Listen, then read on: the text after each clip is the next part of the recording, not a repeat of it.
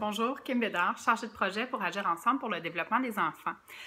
Aujourd'hui, j'ai envie de vous parler des émotions qu'on peut vivre et surtout comment est-ce qu'on peut les vivre.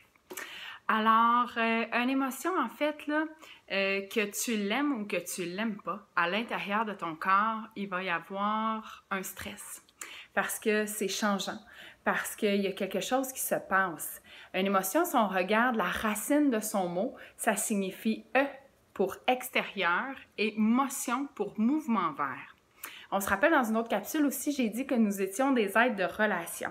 Donc, mon émotion à moi, je ne peux pas la vivre toute seule. J'ai besoin de la partager avec quelqu'un, soit immédiatement, soit plus tard, mais j'ai besoin qu'il y ait un échange afin de comprendre cette émotion-là, afin de pouvoir la disperser un petit peu et afin de me faire apaiser. Alors, lorsque je vis une émotion, que je l'aime ou que je l'aime pas, c'est comme en fait si ça partait à partir de tes pieds.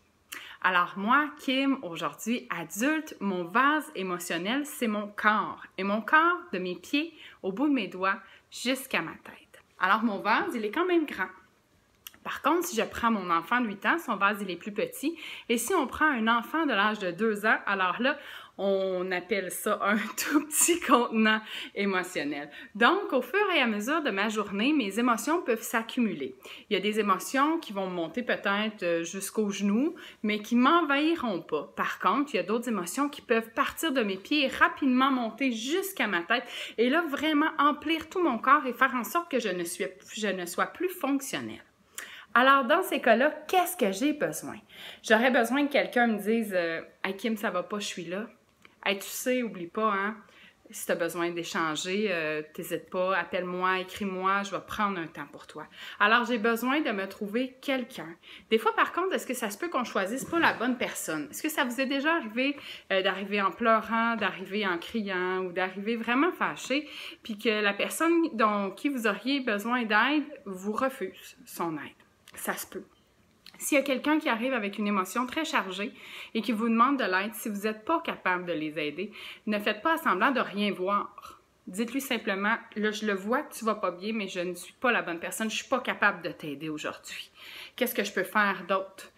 Par contre, quand on est maman, quand on est papa et nos tout-petits viennent plusieurs fois nous voir avec des boules, des torrents d'émotions, il faut trouver un moyen de les accueillir, mais des fois, c'est pas dans le ici et maintenant parce que nous-mêmes, on est trop submergés. Alors, qu'est-ce qu'on peut faire dans ce temps-là? Bien, c'est leur dire, là, je le vois, mais là, je ne sais pas quoi faire. Donne-moi 2 minutes. Ou, tu sais, des fois, on se trompe, puis là, on va les envoyer dans leur chambre en leur disant, hey, là, va te calmer, va faire d'autres choses. Puis là, bien, quand nous, on a repris un petit peu le dessus, bien, on peut se dire, OK, je vais aller toquer à sa chambre, puis je vais lui dire que je m'excuse, puis on va recommencer. Hein, parce qu'être un parent, c'est pas être parfait. C'est pas avoir la bonne réponse à tout moment, à tous les instants. Par contre, l'enfant, ce qui enregistre, c'est que si mon parent, il revient, il a fait une erreur et on reprend, mais mon parent, il est là pour moi.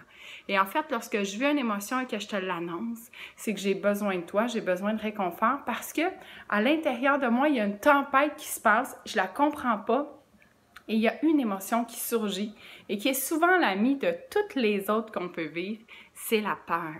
La peur, elle est là quand on est en colère. La peur, elle est là quand on est triste. La peur, elle est là quand on aime profondément. La peur, elle est là quand on est complètement dégoûté.